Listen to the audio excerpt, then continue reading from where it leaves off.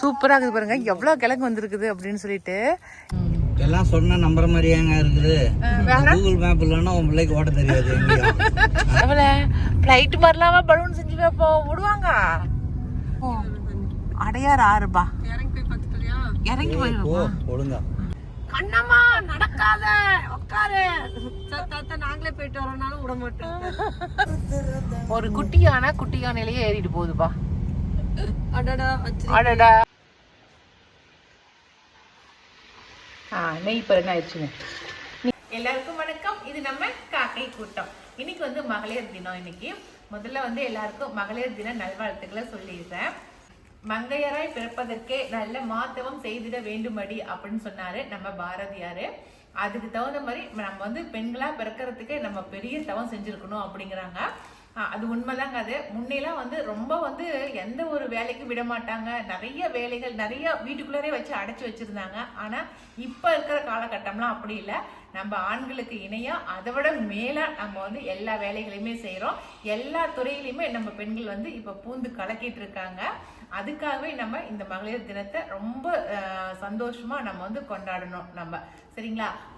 மகளிர் தினம்னா நம்ம வந்து இந்த மாதிரி கோலப்போட்டி இதெல்லாம் இந்த மாதிரி கோலப்போட்டி போடுறது, சமைச்சு சமையல் போட்டி வைக்கிறது இதெல்லாம் கிடையாது. இந்த மகளிர் தினம் அப்படிங்கிற இந்த அங்கீகாரம் நமக்கு வாங்கி கொடுக்கறதுக்கு எத்தனை பேர் எத்தனை உயிர் தியாகமே பண்ணியிருக்காங்க. அதனால இது நமக்கு எதுக்காக கிடைச்சிச்சு அப்படிங்கறத தெரிஞ்சு இந்த மகளிர் தினத்தை நம்ம சிறப்பா கொண்டாடணும். சரிங்களா? ஓகே, இன்னைக்கு வந்து நம்ம தோட்டத்துல என்னென்ன வேலைகள்லாம் செஞ்சோம் அப்படிங்கறது தான் வீடியோ எடுத்திருக்கேன். அது மட்டும் இல்ல, என் பொண்ணுக்கு நான் சொல்லி கொடுத்த ஒரு சில சமையல் ஐட்டங்களையும் கத்து கொடுத்துருக்கேன். அதையும் வீடியோ எடுத்திருக்கேன். வாங்க வீடியோல வந்து என்னென்ன நான் செஞ்சிருக்கேன் அப்படிங்கறத பார்க்கலாம். இன்னைக்கு வந்து நம்மளது மஞ்சள் எல்லாம் வெட்டிட்டு வந்தாங்க இல்லைங்களா, அதில் வந்து கொஞ்சம் ஒரு 10 லைன் மட்டும் மா இஞ்சி வச்சுருந்தேன். அந்த மா இஞ்சி தான் இப்போ அறுவடை பண்ணியிருக்காங்க. இதுதான் மா இஞ்சி பாருங்கள், உள்ள வெள்ளையாக இருக்குது பார்த்தீங்களா. நம்ம சாதா மஞ்சள் வந்து மஞ்சளாக இருக்கும் உள்ளார, இது மா இஞ்சி வந்து வெள்ளையாக இருக்கும். பாருங்கள், எடுத்துக்காட்டுமா அந்த கொத்து அப்படியே பார்த்தீங்களா. இதுதான் அது. அந்த கிழங்கு வந்து நீர் கிழங்கு. இந்த கிழங்குலாம் இது வந்து மா இஞ்சி பிக்கும் போதே மாங்காய் வாசம் அடிக்குது பாருங்களேன். கும்மு கும்முன்னு மனம் வருது. இது வந்து நீர்க்கிழங்குன்னு சொல்லுவாங்க. இது சூப்பராக இருக்கும். இந்த மா இஞ்சி வந்து நல்லா கழுவிட்டு நல்லா சீவி நம்ம வந்து ஊறுகாய்க்கு தாளிக்கிறோம் இல்லைங்களா, அது மாதிரி தாளித்து சாப்பிட்டோமா அவ்வளோ டேஸ்ட்டாக இருக்கும். நான் இது எப்படி செய்யறதுங்கிற ரெசிபி நான் உங்களுக்கு செஞ்சு காட்டுறேன். உங்களுக்கு அடுத்து நான் முக்கியமாக என்ன சொல்லணும்னு நினச்சேனாக்கா, இந்த மா இஞ்சி வந்து அப்படியே வெயிட்டு போட்டு கேட்குறீங்களுக்கு 1 கிலோ 2 கிலோன்னு சொல்லி வித்தரலாம் அப்படின்ட்டு இருக்கேன். அதனால் இந்த வீடியோ போட்டுட்டு நான் எல்லாம் க்ளீன் பண்ணிவிட்டு இந்த வேரெல்லாம் அறுத்துட்டு நான் சுத்தப்படுத்திட்டு காட்டுறேன். எவ்வளோ இருக்குன்னு சொல்கிறேன். தேவைப்படுறீங்க சொல்லுங்கள், உங்களுக்கு மா இஞ்சி கொடுத்துட்றேன் உங்களுக்கு விலைக்கு. சரிங்களா? ஏன்னா இது ஒரு 20-30 கிலோ வரும். அதை வச்சுட்டு நான் என்ன பண்ண போகிறேன், இவ்வளோ வச்சுட்டு 1 கிலோ 2 கிலோ இருந்தால் எனக்கு போதும். அதனால தான் சொல்கிறேன். ஓகேங்களா? சூப்பராக இருக்குது பாருங்கள், எவ்வளோ கிழங்கு வந்திருக்குது அப்படின்னு சொல்லிட்டு. இது எல்லாமே நம்ம பயன்படுத்திக்கலாம். எல்லாம் இப்போ ஓரளவுக்கு முடிஞ்சிருச்சு. இப்போ இந்த அம்மா தூக்க தூக்கி வச்சுட்டு இருக்குது. அம்மா இது நீங்கள் செஞ்சுருக்கிறீங்களா? இந்த கிழங்க ஊறுகாய் போட்டிருக்கீங்களா? இதே நான் ஆஞ்சி கொடுத்துட்டு போனேன். இது நான் என்னத்த கண்டேன், இதை எனக்கு என்னன்னே பேர் தெரியாது. மா இஞ்சி ஒன்றுமே இல்லை, இது ஊறுகாய் மாதிரி தாளித்து சாப்பிட்றதா ரொம்ப டேஸ்ட்டாக இருக்கும். தாளித்து சாப்பிட்டோமாக்கா மிளகு தக்காளி காயவே நீ குழம்பு வச்சுங்க போகிறதான். இப்போ நான் கொண்டு போய் குழம்பு வச்சா எங்கள் பிள்ளைங்க ரவுண்டு கூட விடுறதில்ல, நல்லா தின்னுப்படுறாங்க. பத்தியா? அப்போ சுமதிக்கிட்டு நிறைய கற்றுக்கிட்டீங்க. இப்போ நீச்சம் பாரு, இதெல்லாம் நீச்சம் இது ஆகுமான்னா தான் நான் கொண்டு போய் குழம்பு வச்சேன். சரி சரி, பரவாயில்ல, நல்ல விஷயம்தான். இந்த வேலையெல்லாம் முடிஞ்சதுக்கு அப்புறம் நாங்கள் வந்து இது எவ்வளோ வெயிட் வருது அப்படிங்கிறத பார்த்துட்டு சொல்கிறேன் நான். இது முதல்ல போட்டால் நாங்கள் பீக்கம் செடி. இது வேலை பட்டுருச்சா? நாங்கள் பாரு, இங்கே ஒரு காய் உள்ள ஒரு காய் முத்தி போய்கிடுது. இந்த காயை வந்து பார்க்காமலே விட்டுட்டோம் நாங்கள். காய் காய்ச்சதை நிறைய காய் வந்து முத்தி போச்சு. எல்லாத்துக்கும் காரணம் இந்த அண்ணனே தான். நான் இந்த பக்கமே வர்றதில்ல. ஆனால் இந்த அண்ணன் காடையே சுற்றி வரவர் டெய்லி பார்த்து வந்து பறிச்சுட்டு வந்துருக்கலாம். ஆனால் பறிக்கவே இல்லை. அதனால எத்தனை முத்தனை காய் பாருங்க. உள்ள ஒரு காய் முத்தி தொங்குது. உள்ள 4 காய் முத்தி போய் தொங்குது. அதுக்கும் உள்ள மேலே தொங்குது. எல்லாமே முத்தி விதைக்கு தான் ஆகும். ஆ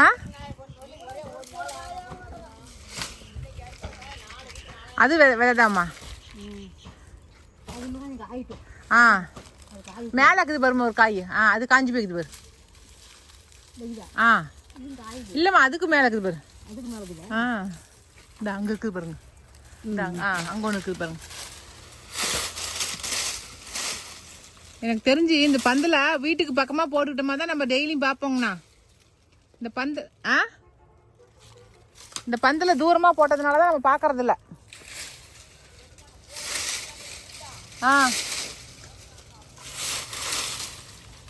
இப்போ எல்லாத்தையும் உருவிட்டு புதுசாக விதை போடலாம் அப்படின்ட்டு. இன்னைக்கு வந்து பம்பளி மாஸ் தான் கொஞ்சம் பறிக்கலான்னு வந்திருக்கோம். ஏன்னா இப்போ வெயில் காலமாக இருக்கிறதுக்கு நிறைய காய் வச்சுருக்குதுங்க.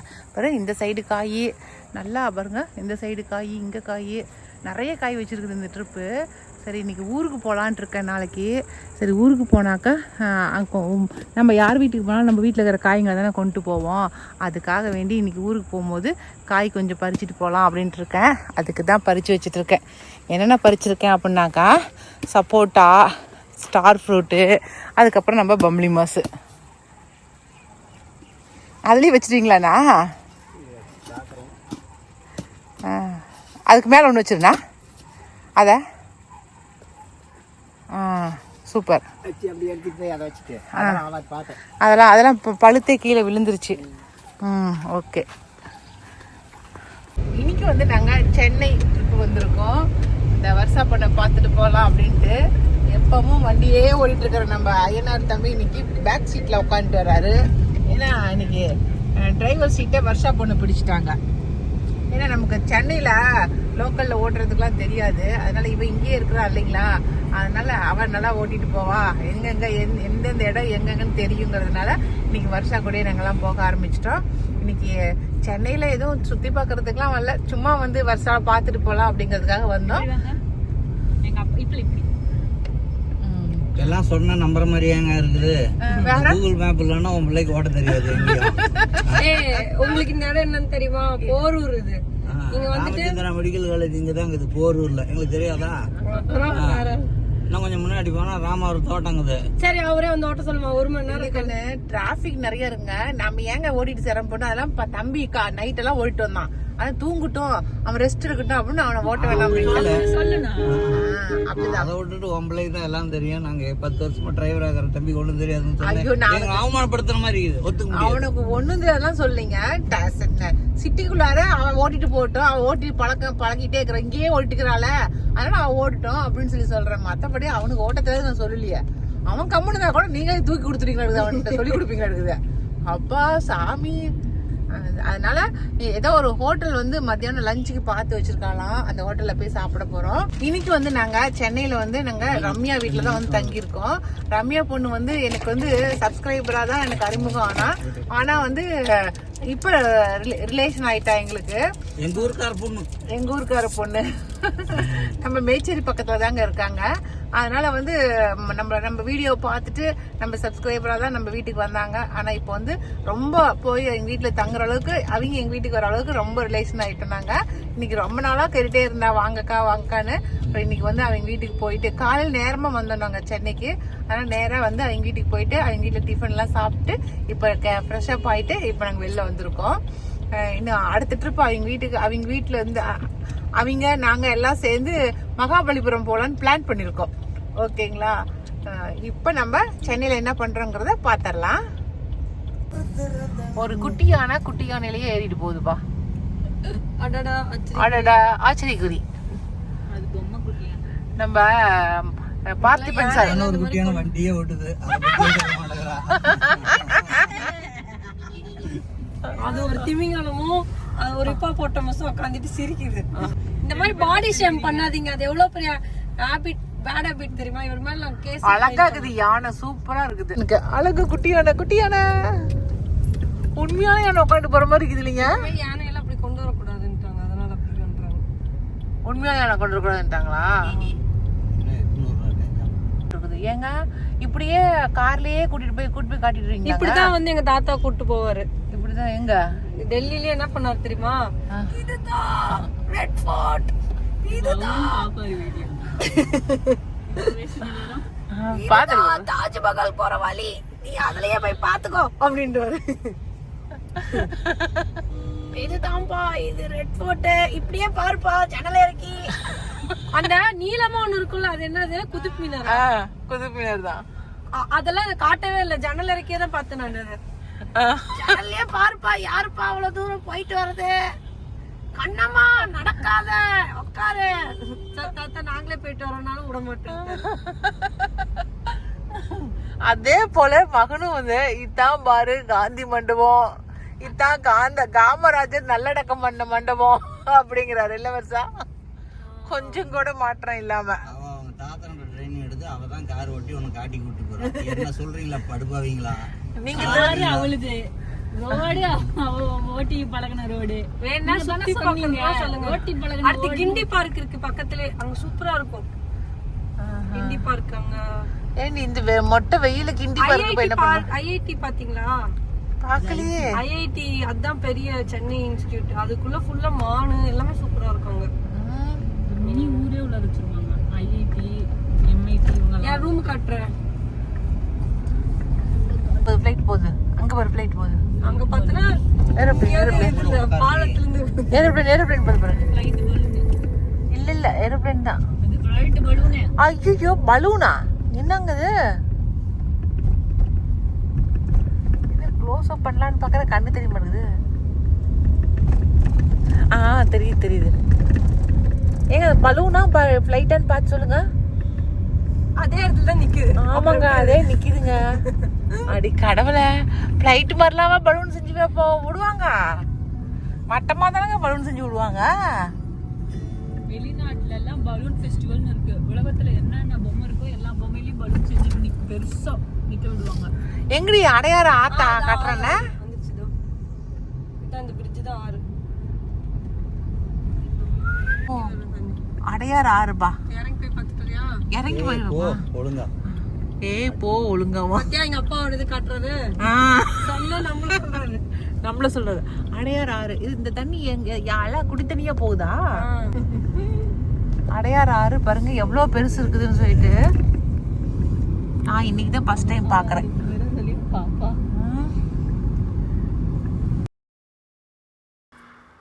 அதுக்கப்புறம் லஞ்சுக்கு வந்து ஒரு ஹோட்டலில் போய் சாப்பிட்டோங்க.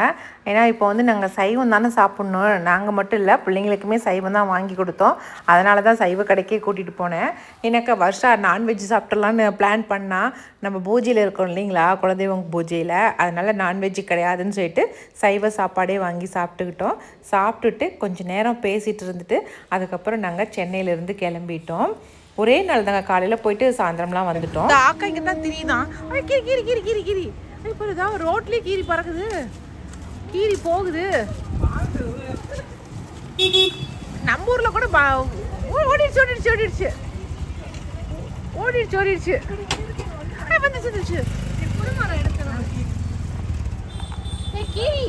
கீரி பாரு பயப்படாம போகுது பாரு. சிட்டியில் கீரி கூட பயந்துக்க மாட்டேங்குது. அநியாயம். நீ எங்க ஊர்லாம் காட்டுக்குள்ள பயந்துட்டு ஓடி போய் ஒளிஞ்சுக்கோ எங்க கண்டா. இது பாரு எப்படி ரோட்ல நடு ரோட்ல கிராஸ் பண்ணுது. நீ ரோட்டே கீரி ரோடு கிராஸ் பண்ணி போகுது. இது வந்து சிட்டி கீரினா பயப்படாது. அவனை பாரு எப்படி ஓட்டு வச்சிருக்கான்ட்டு. இன்னைக்கு வந்து விகாஸ் தம்பிக்கு லஞ்சு கொடுத்து விடலைங்க. அதனால் நானே இங்கே லஞ்ச் இப்போ செஞ்சு தான் கொடுத்து விட்டுருக்குறேன். பச்சைப்பயிறு குழம்பு, அதுக்கப்புறம் பீக்கங்காய் பொரியல், அப்புறம் பேபிகார்ன் ஃப்ரை. இதான் பேபிகார்ன் பெப்பர் பேபிகார்ன் ஃப்ரை. இன்னைக்கு வினிசா பொண்ணு கற்றுக்கிறது என்ன அப்படின்னா திரும்ப வினிசா உன்னை காட்ட மாட்டேன் நான். இங்கே வா என்ன கற்றுக்கிறானா கை வச்சு மூடாதா. வெண்ணெய் எப்படி எடுத்து நெய் காய்ச்சறது அப்படின்னு நான் எடுக்கும் போது என் கையில் ஒட்டுனுச்சா சொல்லி வினிச்சா அப்படியே உருட்டி வெரி குட். அப்படிதான் அந்த கையில் இருக்கிறத அப்படியே அதில் இது பண்ணிக்கோ. அந்த தண்ணி தொட்டு அப்படியே நகர்த்தி விட்டினா அதெல்லாம் ஒன்று சேர்ந்துக்கும். ஒன்று சேர்ந்து அப்படியே அசாத எடுத்து அப்படியே உருட்டி விட்டு அதில் போட்டுக்க வேண்டியது தான். சரியா? நான் மட்டும் நான் கற்றுக்கிட்டா வந்தேன். அப்படி நசுக்கலாம் கூடாது. அப்படியே சாஃப்டாக நசுக்கவே நசுக்காத. இது என்ன பஞ்சு மிட்டாயை போட்டு நசுக்கி உருட்டி பிடிக்கிறதுக்கு? இன்னைக்கு வெண்ணெய் ஒரு டப்பா சேர்ந்து போச்சுங்க. பாலாடை. சரி, இப்போ ஆளுங்களாம் வேலை செய்கிறாங்க இல்லையா, அதனால் நிறைய பால் வாங்குறோமா, அது வேஸ்ட்டாக போயிடும். அந்த ஆடைங்கெல்லாம் எடுத்து வச்சு இப்போ நிறைய சேர்த்திட்டேன். நெய்யும் வீட்டில் இல்லை, அதான் நான் காய்ச்சறதுக்கு எடுத்து சரி வினிசா கற்றுக்கிட்டோம் அப்படின்னு அவளுக்கு சொல்லி காய்ச்சலாம் எடுக்கல, எண்ணெய் நெய்யே இல்லைன்னு அழுந்து கூப்பாடி பண்ணி கேட்டிருக்கிறேன். ஆமாம், அதனால நீயே அப்போ உனத்தான் நெய் வந்து நீயே பண்ணுன்னு எனக்கு கோத்து விட்டுட்டீங்க. சரி கற்றுக்கிட்டு பாருங்க. இது தெரியல அவளுக்கு. இப்போ இன்னைக்கு இது செஞ்சானா இது கற்றுக்குவா இல்லைங்களா. நானே கல்யாணம் ஆனதுக்கு அப்புறம் தான் எனக்கு நெய் காய்ச்சவே தெரிஞ்சிச்சு. ஏன்னா எங்கள் வீட்டில் பாக்கெட் பால் தான் வாங்கினாங்க. இந்த மாதிரி மாட்டுப்பால் கிடையாது. பாக்கெட் பாலில் எந்த ஆடை வரும், அதனால நான்லாம் இந்த மாதிரி காய்ச்சிருந்த இந்த மாதிரி வெண்ணெய் பண்ணதே கிடையாது. எங்கள் அத்தை பண்ணுறதை பார்த்து நான் ஆச்சரியமாக பார்ப்பேன். ஐயோ அத்தை இப்படிலாம் வெண்ணெய் எடுக்கிறாங்க அப்படின்னு. அப்புறம் நானே தான் அதை அவங்க பண்ணுறதை பார்த்து கற்றுக்கிட்டேன். அதனால் இவ்வளோ இப்போ வந்து கற்றுக்கிட்டோம். இந்த எப்படி வெண்ணெய் எடுக்கிறது, எப்படி நெய்யை ஆக்குறது அப்படிங்கிறத கற்றுக்கிட்டோம் ஒவ்வொரு ப்ராசஸாக. எப்படி வினிசா? இப்போ ஓரளவுக்கு எடுக்க முன்னே நல்லா கச்சன்னு பண்ணிட்டு இருந்தா, இப்போ ஓரளவுக்கு நல்லா பண்ண ஆரம்பிச்சுக்கிட்டா. ஓகே.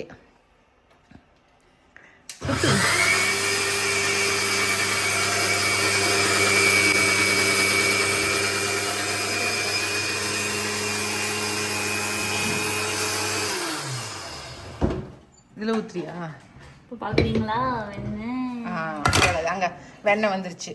இது எடுத்து அப்படியே உருட்டி போட வேண்டியதுதான். இது எப்படி பக்குவமாக காய்ச்சணுங்கிறது தான் அதில் இருக்கிற மெத்தேடே. கொஞ்சம் கரு விட்டுட்டோமா கூட நெய் வீணாக போயிடும். கரெக்டான பக்குவத்தில் காய்ச்சணும், அது உனக்கு சொல்லித்தரேன். அப்படி நீங்கள் என்ன பண்ண விட மாட்டீங்கன்னா காய்ச்சறது நாங்கள் கரெக்டான பதத்தில் ஆஃப் பண்ணும் போது எப்போ ஆஃப் பண்ணணும், எப்படி பதம் பார்க்கணுங்கிறத சொல்லித்தரேன். வினிசா இன்னைக்கு எனக்கு செம்மையா மாட்டிட்டா. ஓகே, உருட்டு. நீ இதில் ஒரு சின்ன மிஸ்டேக் பண்ணுற வினிசா. இப்படி எடுக்கும் போதே கொஞ்ச நேரம் அதை தட்ட சொன்னால அப்படி இப்படி இப்படி தட்டி விட்டே இருந்தீங்கன்னா உருண்டை ஆகிக்கும். அப்புறம் தான் நீ உருண்டை எடுக்கணும். எடுத்ததும் அப்படியே கையில் அள்ளக்கூடாது. ஓகேவா? நான் என்ன சொன்னேன், மிக்சியில் இருக்கும் போதே அங்கேயும் இங்கேயும் இருக்கிறது அப்படியே எடுத்து உருட்டு தள்ளி விடுன்னு தானே சொன்னேன்.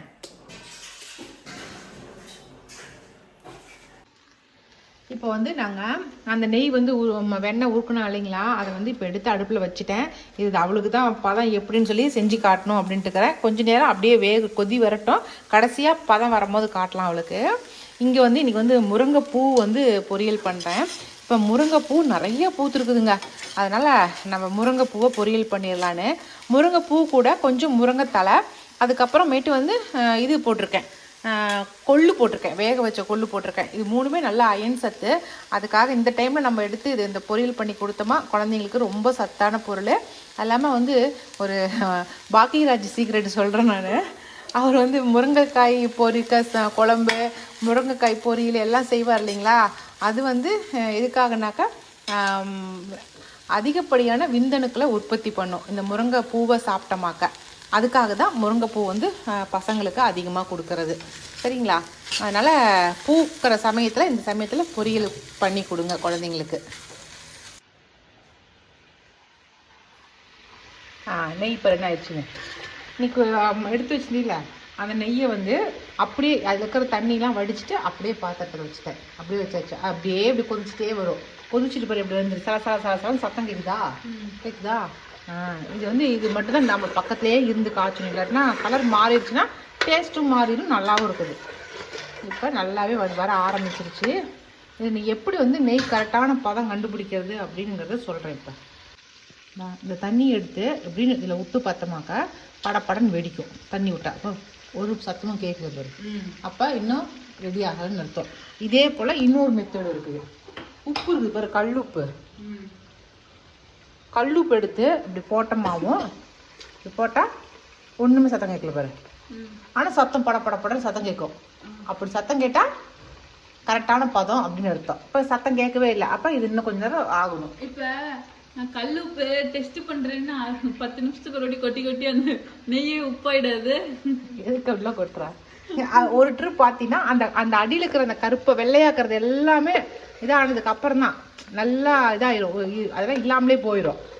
என்ன ஃபுல்லாகி வெறும் தண்ணி மட்டும் இருக்கிற மாதிரி வந்துடும். அப்போ தான் உனக்கு அந்த மாதிரி வரும். அதனால் இப்போ உனக்கு இதுக்காக சொன்னேன் அப்படி போடுன்னு. அந்த வெள்ளையாக்குறது எல்லாம் போனதுக்கு அப்புறமேட்டு நீ வந்து அந்த டெஸ்ட் பண்ணிப்பார். அதே மாதிரி முருங்கைத்தலையை போட்டாலும் படப்படன்னு வெடிக்கும். வெடிச்சுன்னா சரியான பதம் அப்படின்னு அர்த்தம். தண்ணி ஊற்றினாலும் வெடிக்க மாட்டேங்குது, அப்போ வந்து ரெடி ஆகலைன்னு அர்த்தம். இன்னும் கொஞ்ச நேரம் கழிச்சு பாரு, அதே தண்ணி ஊற்றி காட்டுறேன் அது என்ன ஆகுதுன்னு பாரு. இப்படி கொதிக்கிறதெல்லாம் நின்று போயிடும். அப்படியே இந்த மாதிரி கொதிக்கிறதெல்லாம் கொதிக்காது. அதெல்லாம் நின்னதுக்கப்புறம் தான் இந்த மாதிரி ஆகும். இந்த மாதிரி ஆக ஆரம்பிச்சிடும் எல்லா இடமும்.